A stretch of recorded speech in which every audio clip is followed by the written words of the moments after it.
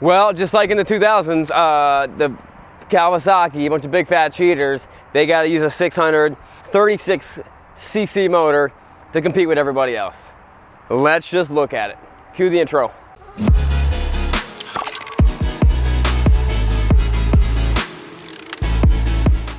What's up, guys? I'm Sean from Srkcycles. And just like in 2003 and 4 and maybe 5 and somewhere around that area, Kawasaki brought back the 636. And a lot of people really like it, even though they're a bunch of big fat cheaters, because everyone else is doing like 599s and 600s and they whatever. Why did they do this?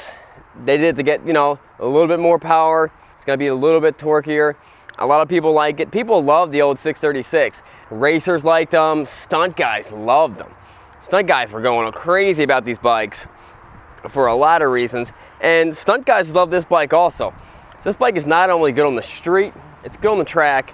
It's also good on the part of the street that you do stunts on. You know, the part of the street that you kind of make like your own little track until the cops come.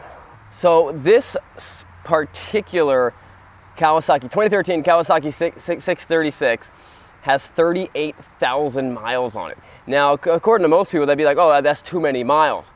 I've ridden sport bikes with over 80,000 miles on it. They can definitely do it. It all depends on how you maintain the bike. Now, I think the 636 is a beautiful looking bike. I've generally always liked what Kawasaki does. I think it looks cool. I love the green, and you really can't go wrong when you're buying something like this. So a lot of the other sport bikes actually have like dual ram airs. Well, the Kawasaki runs a single ram air right in here, and that's part of what the fairing stay is. And then that goes right into the hollow frame, and then ultimately into the airbox, all right through. And I've seen a couple of these things after they were wrecked, and I know a concern might be, oh, is that gonna, if you hit from the front, is that gonna break the frame? And the intake box is plastic, so that always breaks before it actually messes up the frame. If that was if you were thinking about that, I don't know why you would. So this thing's rated at almost 130 horsepower and about 55 foot-pounds of torque. But the coolest thing about this, and this is what kind of makes Kawasaki unique, they've got two different power settings. It's F and L, I'm assuming it's full and low. And they have multiple different traction control settings. They've got 1, 2, 3, and then off. 1 being the least, 3 being the most, off being not even existent. Which I think is pretty awesome for a bike that you're gonna track and do multiple things. I hate the idea that you can't turn off your traction control completely. The ZX-6R is a very impressive bike. This one has 38,000 miles. Let's go see how it runs.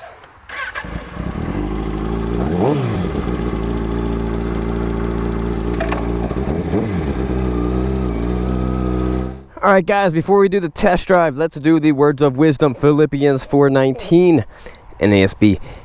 And my God will supply all your needs according to his riches in glory in Jesus Christ. Amen. Let's take this bike for a spin. Let me put on my gloves. Guys, even on the hottest days, like it's hot, it's gotta be 90 something. You gotta wear gloves. You gotta wear a jacket. I look at it this way, I don't mind sweating a little bit. And once you're moving, it's not bad. But when you're laying on the asphalt bleeding with like your intestines like touching, your lungs are touching the ground, you'd be wishing you had a jacket. Let's see if this 636 is as fast as we all hope it is. Alright, so right now it's in power level low. Let's change that to power level F. I'm assuming F is full and L is low.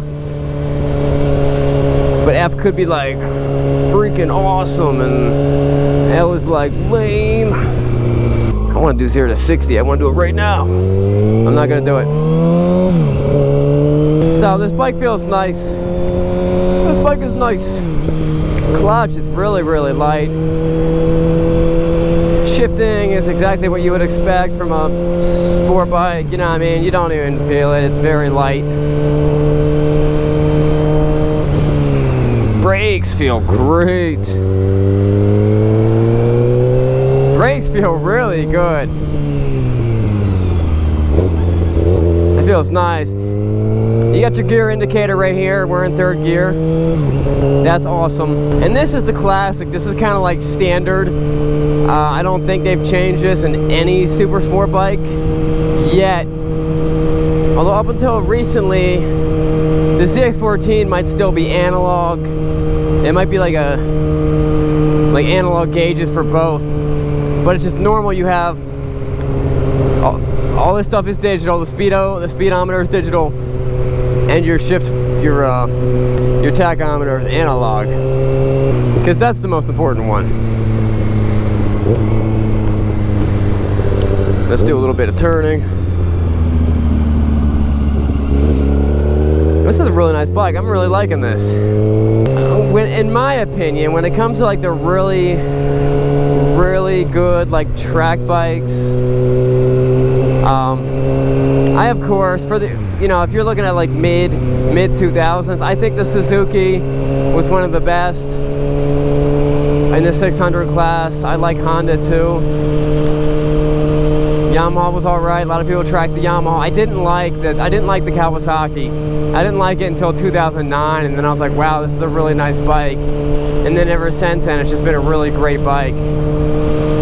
I'm surprised, even though this thing has an exhaust and the exhaust servo is disconnected, it's not obnoxiously loud. I thought it'd be louder. Maybe I'm speaking too soon. But I'm really, man, I'm blown away about how good these brakes are. This bike feels awesome.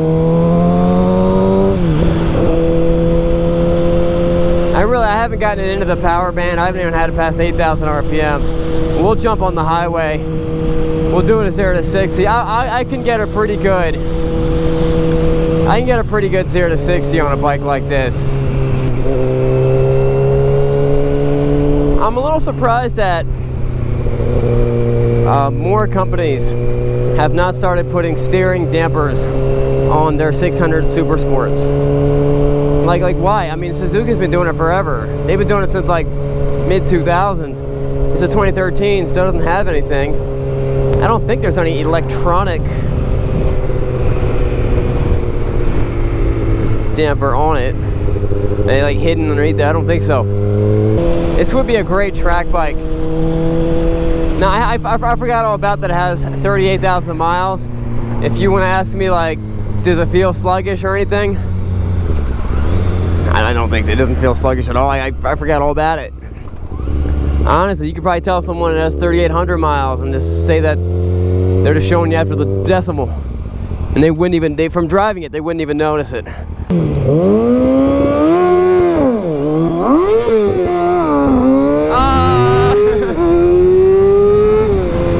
I messed that one up. Well, screwed that one up.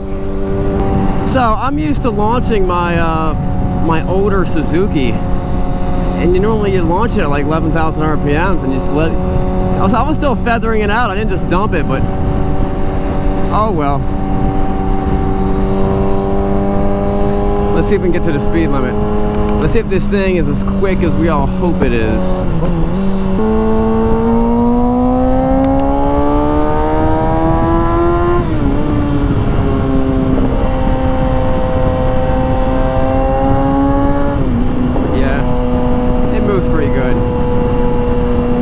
I feel like I gotta jump back on the highway and do another proper 0 to 60. I think maybe I'll take it to like 7 or 8,000 RPMs and then let her go.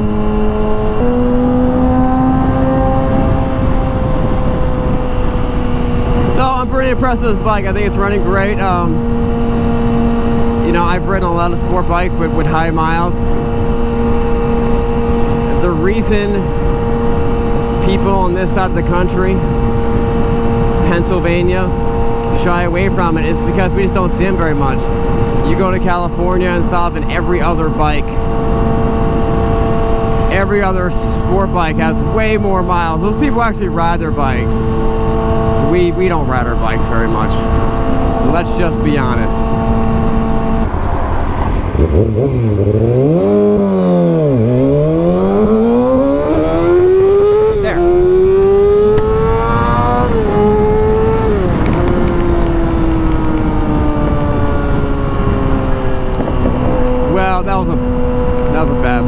feel like I need a couple more tries with this one. A little disappointed. A little disappointed.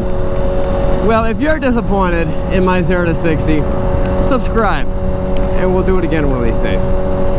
If you're not disappointed, make sure you are subscribed and ring that notification bell. We will see you guys later. Remember, it's not what you're riding. It's not even how good or how bad your 0 to 60 run was. It is where you're going. We'll see you guys later.